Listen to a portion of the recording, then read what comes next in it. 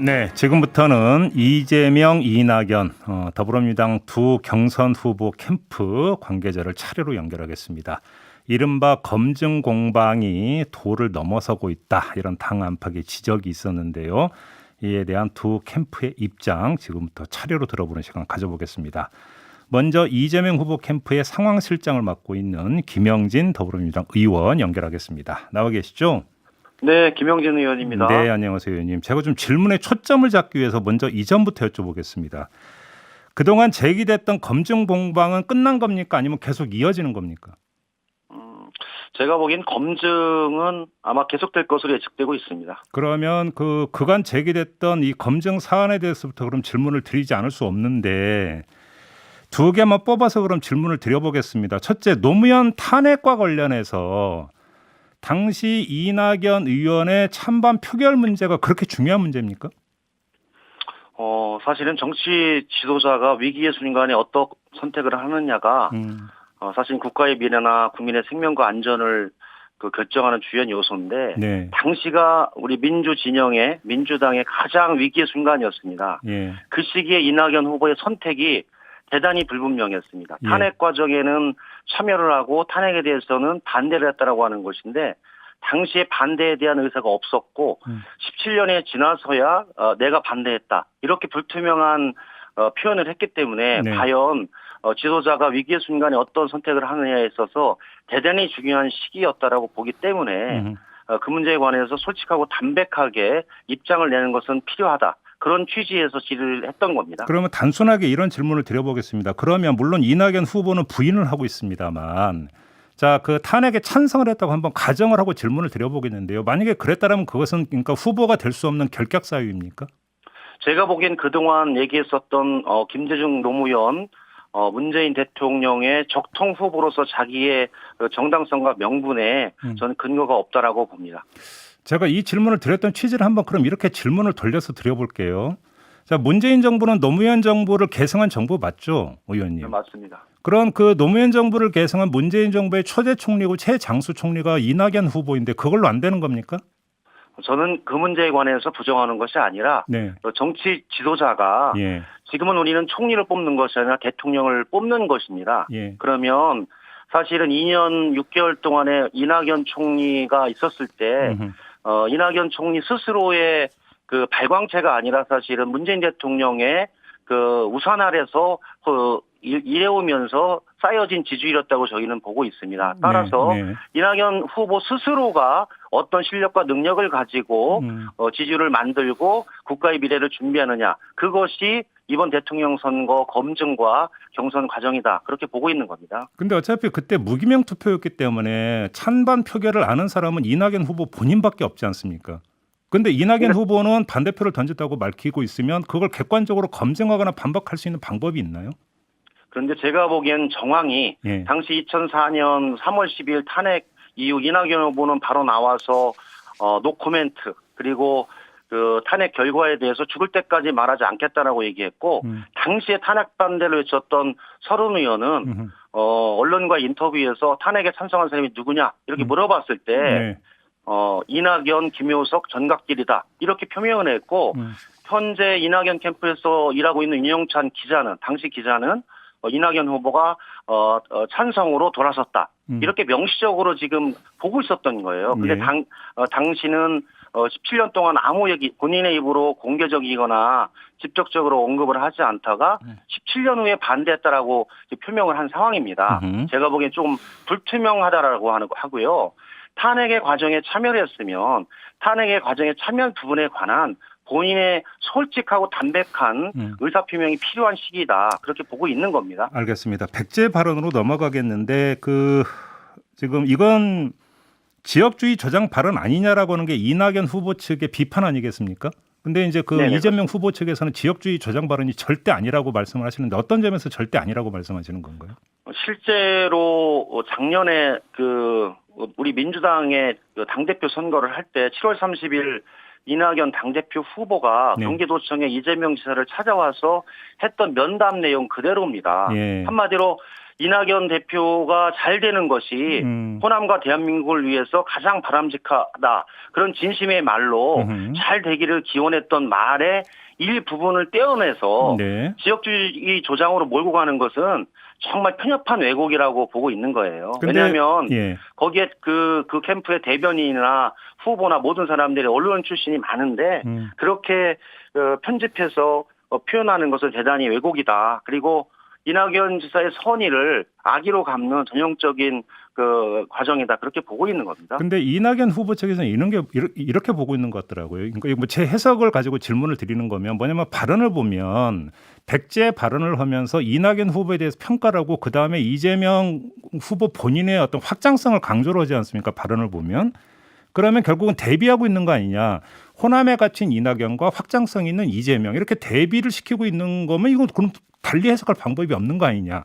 이런 지적인 것 같은데. 제가 보기에는 확장력의 근거를 지역으로 든 것이 아니라 네.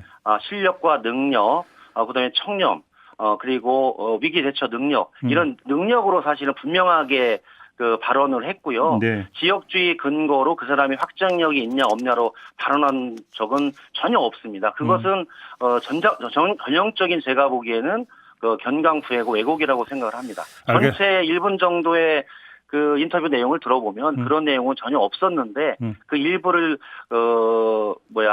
드러내서 지역주의와 확장력을 동일치하고 그러면서 이재명 지사를 비방하고 비난하는 형태로 지역주의를 소환해서 공격하고 있다. 그렇게 보고 있는 겁니다. 알겠습니다. 지금 의원님한테 이제 바로 이게 이제 그 검증이 계속 된다고 해서 이제 질문을 두 가지를 드려봤는데 평행선이거든요. 근데 그럼에도 불구하고 이것이 끝까지 규명이 될 수 있는 사안이라고 보시고 그래서 끝까지 갈 겁니까? 이 사안에 대해서? 저는 제가 보기에는 이제 사실은 저희들이 보면 이 지역주의를 거론하고 그다음에 후보의 경쟁력을 거론하면서 노무현 대통령, 문재인 대통령, 김대중 대통령을 소환을 했어요. 네. 근데 제가 보기에는 그 항상 이 정치적으로 불리하거나 자기의 논리를 합리화하기 위해서 세 분의 대통령을 소환해서 하는 것은 대단히 나쁜 형태의 네거티브라고 보고 있습니다. 예. 왜냐하면 김대중 대통령이 사실은 지역주의의 최대 피해자였고요. 노무현 대통령은 그 지역주의를 타파하기 위해서 온몸을 던진 그런 대통령이었는데 그 지역주의를 얘기할 때마다 두 분의 대통령을 소환해서 상대방 후보를 비판하거나 윽박지르는 것은 제가 보기 진정한 검증의 과정의 검증이라고 보지 않고요. 네. 좀 건설적인 논의가 필요한 상황이 왔기 때문에 예. 이제는 서로 이런 문제에 관해서는 좀 자제하고 조정해 나가면서 정책과 비전 경쟁으로 민주당의 경선을 잘 만들어 나가는 게 필요하다. 그렇게 보고 있습니다. 지금 의원님 확실하게 여론조사 업계나 어디서 보더라고요. 제가 보기엔 네거티브로 1등을 할 수 없다. 그게 여론조사 업계의 정설입니다. 알겠습니다. 근데 의원님의 말씀을 쭉 들어보니까 검증은 계속될 수밖에 없다라는 그런 어떤 주장에 기초하면 내일 후보들이 참석하는 원팀 협약식이 열리죠. 네, 그렇습니다. 이 원팀 협약식이 열려도 검증 공방은 계속된다는 이야기잖아요.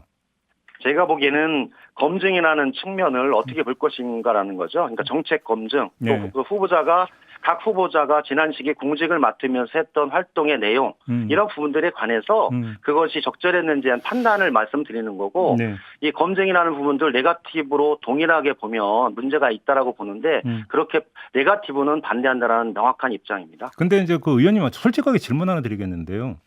검증이냐 네거티브냐 말로 전형적인 내로남불 아닙니까? 내가 하면 검증이고 남이 하면 네거티브고 여기서 접점이 생기겠습니까? 그 문제에 대해서? 저는 바로 좀 전에 얘기했듯이 그 당원들이나 선거인단이나 국민들은 알고 있습니다. 네. 저 후보가 진실에 근거하고 팩트에 근거해서 검증을 하면서 후보자의 능력과 실력, 경쟁력을 확보해 나가는 과정인지 지지율이 되지 않는데 1등이 되기 위해서 일방적인 네거티브로 공격을 하고 있는지를 알고 있기 때문에 네. 그 판단은 사실은 국민들과 당원들이 하고 있어서 현명한 제가 보기엔 후보자라면 철저하게 절제하고 그런 가운데 정책 경쟁과 검증을 해나갈 것이다. 그렇게 보고 있습니다. 판단은 국민과 당원들이 하죠. 그러면 이 질문을 드려보겠습니다. 이거는 그 다음에 연결될 이낙연 후보 인사에도 똑같은 질문을 드릴 건데요. 만약에 경선 과정, 그러니까 결과 이낙연 후보가 대선 후보가 됐다고 가정을 하고 질문을 드려보겠습니다. 의원님을 비롯한 캠프 인사들이 적극적으로 돕고 헌신할 태세가 되어 있습니까? 우린 정확합니다. 어느 후보가 되든지 간에 원팀 정신으로 예.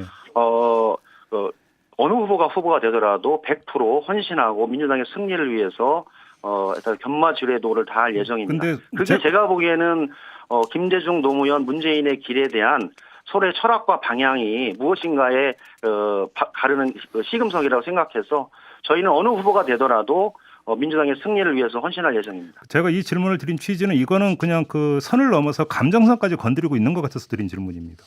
아닙니까? 그렇죠. 제가 보기에는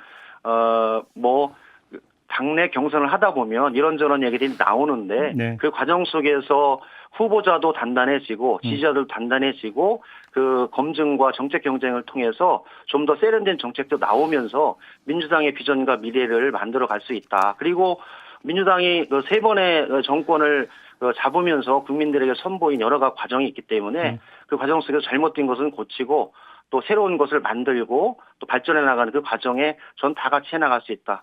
그렇게 보고 있습니다. 알겠습니다. 별건 하나만 여쭙고 마무리할게요. 그 여야 협상 과정에서 법사위원장 자리를 그 국민의힘에 넘겨주기로 했던 합의 있지 않습니까? 이재명 네네. 지사는 이걸 되돌려야 된다는 취지로 주장을 했던데 이낙연 후보는 어제 페이스북에 어떤 내용을 올렸냐면 합의는 합의이니까 지켜야 된다 이런 입장을 표명을 했는데 어떻게 평가하십니까?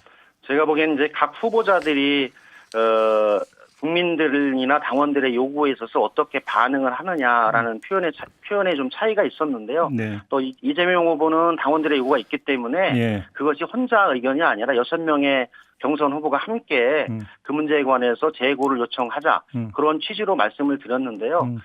제가 사실은 일기 그 원내 수석 부대표로서 네네. 여야 간의 그 상임위원장 배분 및 법사위 과정의 그 실질적인 협상에 좀 마무리해 주시죠, 주체였습니다. 의원님. 그래서 네. 여러 과정이 있는데 윤호중 대표나 김기현 대표도 8월 25일 날 그 법사위 체계자구 심사를 완전히 축소하고 처리 기간을 120일에서 60일로 줄이면서 과도한 월권을 제어하고 여야 간의 상생과 의회 민주주의를 복원한다는 취지에서 합의를 했기 때문에 8월 25일까지의 협상 과정을 지켜보면 이 법사위 문제가 합리적으로 조정해 나가지 않을까 그렇게 보고 있습니다. 알겠습니다. 마무리할게요. 고맙습니다, 의원님.